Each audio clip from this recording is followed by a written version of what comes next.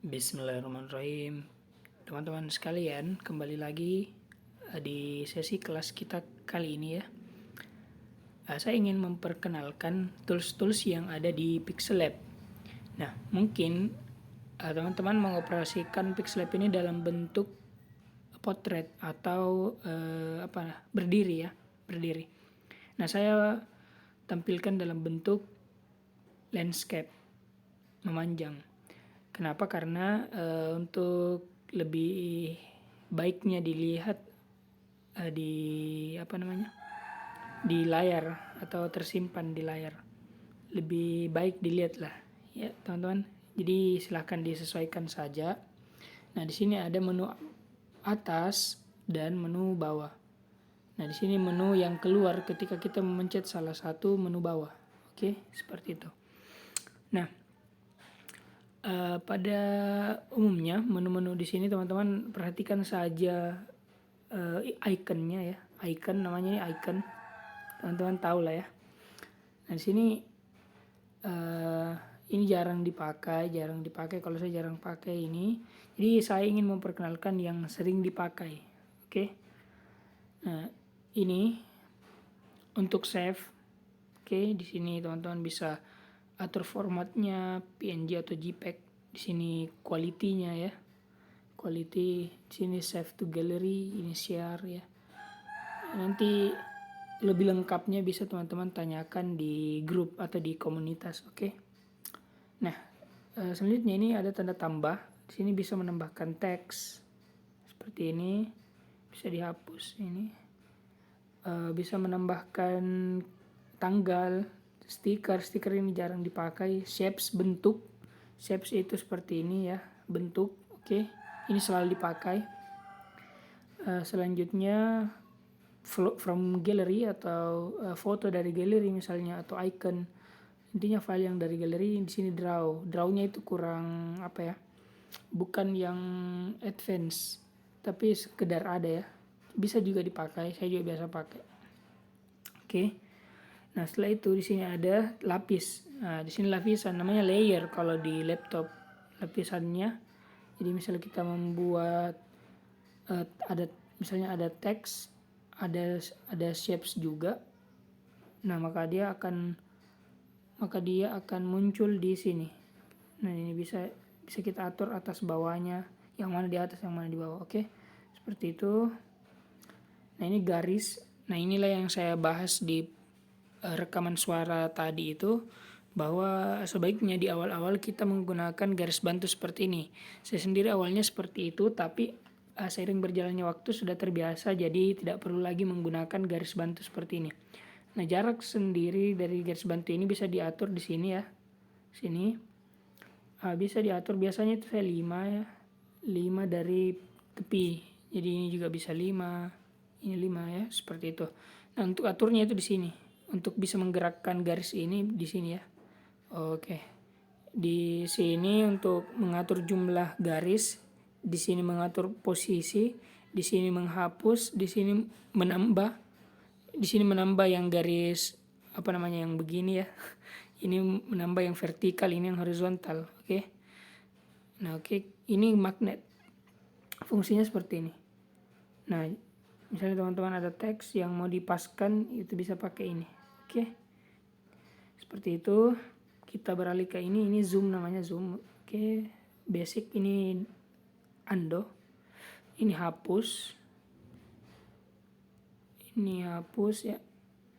Nah, kita berpindah ke menu yang di bawah. Di sini untuk mengubah ke default. Ini untuk menambahkan teks. Sama seperti ini. Oke.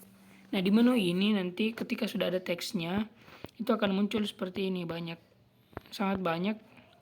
Tapi yang paling selalu dipakai itu sebenarnya ada penjelasannya ya, ada teks, ada tulisannya di sini. Teman-teman mungkin sudah paham ya. Ini posisi, ini mengebelakangkan ya. Membuat suatu objek itu berada di paling bawah, ini membuat suatu objek itu berada paling atas. Ini relative position, itu bisa diatur posisi tengah, ya. Ini atas, seperti itu. Saya jarang pakai. Oke, di sini size teman-teman tahu size dari font. Padding itu ini ya, ini dibutuhkan karena biasa ada yang teks itu terhalangi, jadi ininya diatur. Oke. Selanjutnya ada warna di sini macam-macam, bisa dipilih gradient, bisa dipilih color. Oke. Ini pengenalan singkat saja. Nah, di sini bisa juga diatur ini warna ini yang ini bisa warna ini. Oke, nya enggak bisa. Ini ya, bisa seperti ini, beda warna. Oke. Tekstur itu menambahkan gambar atau sesuatu, intinya dalam bentuk gambar, misal bentuk pasir atau kertas ke dalam sebuah teks misalnya, atau shapes yang tadi itu menambahkan. Jadi caranya bisa diambil di sini, nanti dia akan tampil di sini seperti di teksnya. Oke, itu opacity itu tingkat transparansi, rotate itu memutar ya.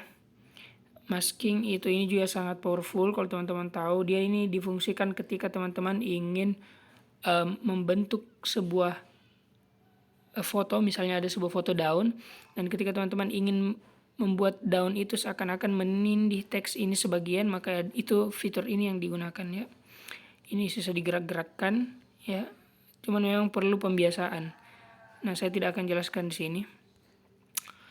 Oke. Setelah itu masking font, di sini teman-teman bisa pilih font ya. Sini font yang sudah ada, di sini my font.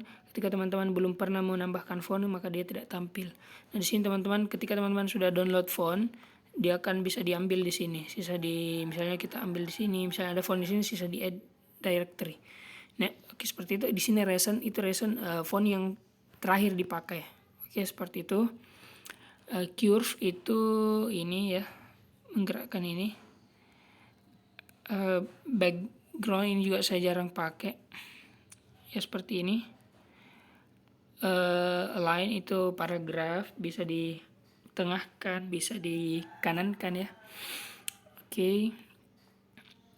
Spacing ini juga bagus, jarak antar huruf, ini jarak antar baris, ini stroke.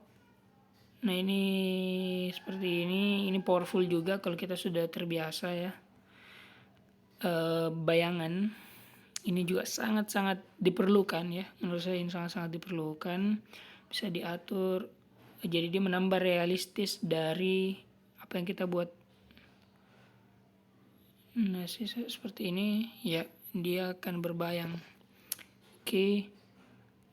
Kita kembali, mana tadi efek yang sering dipakai ini shadow dalam, jadi dia muncul di dalam huruf. Ini emboss, dia semacam efek besi atau timbul ya.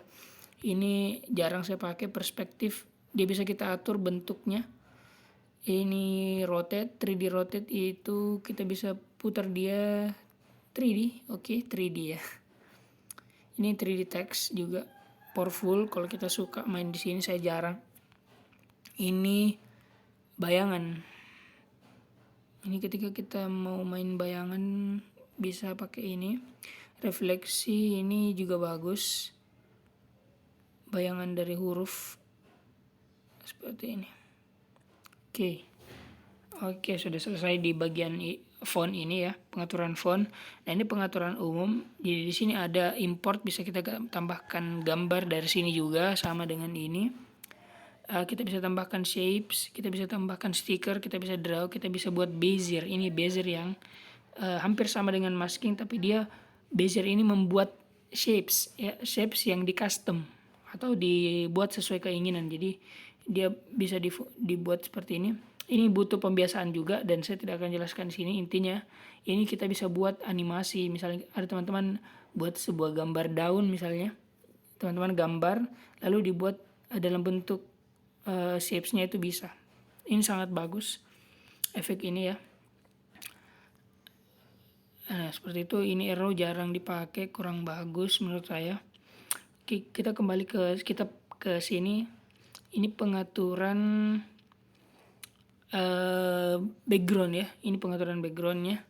Di sini bisa ditambahkan gambar, diganti gambar yang sudah ada. Ini gambar yang dari kita, dari dari teman-teman. Ini seperti ini. Oke, kamera, bisa dari kamera, bisa ditransparankan. Ini kalau mau buat logo misalnya ya. Ini warna sama, warna latar. Nah seperti itu. Nah ini yang rahasia ini, jarang yang pakai. Ini jarang yang pakai. Nah ini efek kabur. Ini efek mengaburkan. Ya seperti ini. Jadi dia ya seperti ini. Ini sangat keren menurut saya. Ini jarang saya pakai. Ini ya, ini juga. Ini menggelapkan. Jadi ketika kita punya gambar, dia bisa berubah menjadi lebih gelap, misalnya seperti ini. Nah ini kita bisa buat efek-efek yang lebih lawas, misalnya seperti ini. Kita bisa buat kontrasnya, kita bisa ubah seperti ini. Hue itu warnanya ya, bisa kita ubah. Ini saturasi keterangan warna ya, jadi dia bisa menjadi pudar warnanya. Oke, jadi seperti itu teman-teman. Sebenarnya sederhana, cuman memang ada beberapa tools yang butuh pembiasaan. Nah, simple. Semoga dapat dipahami. Sekian dulu dari saya. Wassalamualaikum warahmatullahi wabarakatuh.